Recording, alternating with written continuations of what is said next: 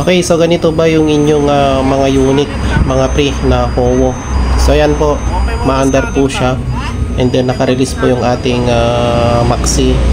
So ayan, meron tayong nakikitang brake warning light po dyan.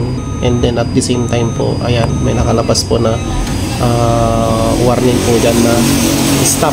So ibig sabihin po, may problema po yung ating brake system, mga pare ko. At the same time po, yung alarm na yan, mga pre, na tumutunog. So hindi po natatanggal po yan.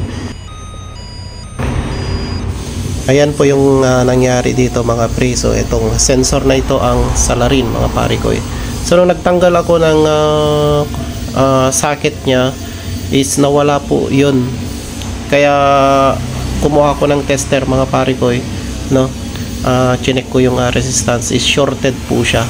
So ayan po, itong sensor na ito is makikita po doon sa may likod po ng tangke ng ating compressor, mga pare ko. So yan po yung nagsesend ng signal sa ating ECU para i-monitor po yung ating pressure ng air po natin. So kapag nasira po yan, posibleng mangyari din po sa inyo ito.